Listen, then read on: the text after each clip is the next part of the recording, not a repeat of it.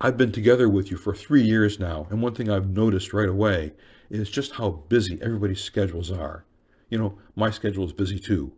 Everyone's got tips for cutting corners to make things work. Let me tell you about one of mine.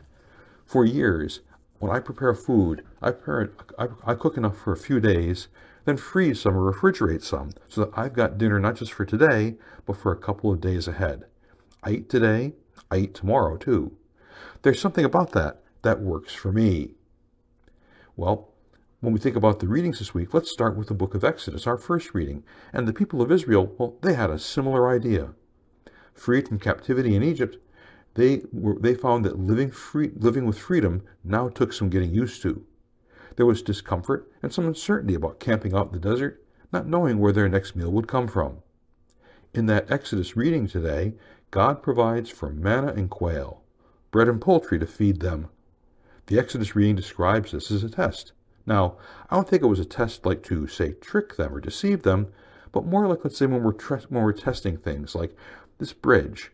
Will it carry us? Can we get across safely? Or this new route, this new direction, will it take us where we want to go? Manna tested the strength of the relationship between God and God's people, and they continued to build that relationship through God's daily presence and gratitude. God would provide the manna, and they came back for more. But the manna, well, that came with strings attached. There was a condition. There were to be no leftovers. God told them to gather just enough for their needs for the day.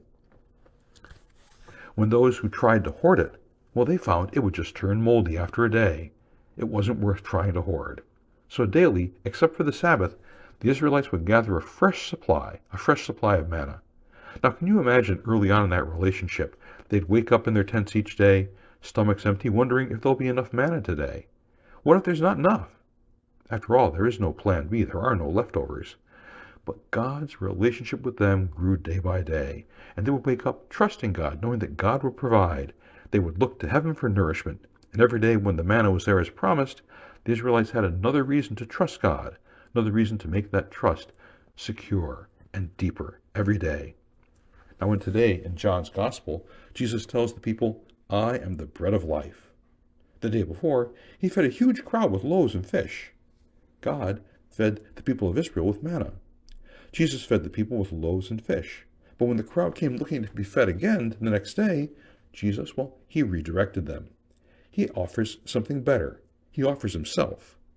I am the bread of life, he said to them. No one who comes to me will ever be hungry. No one who believes in me will ever be thirsty. He's offering food for a new life. Food as a journey to eternal life. The more I taste God's presence, the more I crave it. An encounter with God is just the beginning. It whets the appetite. It keeps you coming back for more. There are no leftovers in the spiritual life. I mean, no matter how much you and I pray today, to pray this weekend, we still need God every day of our lives. Sacraments of initiation, they give us a taste of God's presence, but they're just the beginning. Our appetites are whet, and you and I come back hungry, looking for more.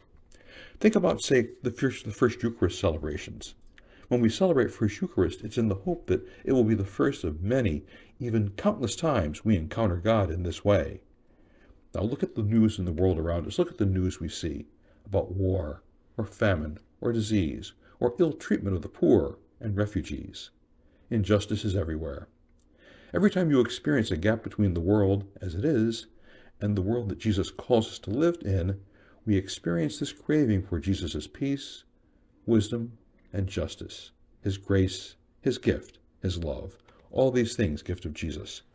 It's our soul's ways of saying we need to be filled. You and I need to be filled. And then we turn to God for spiritual nourishment. When you feel this hunger, go back for more.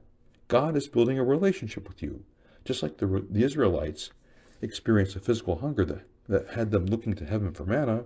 May you keep turning spiritually toward God, the God who sent you a Son, who is the bread of life and feeds your every need.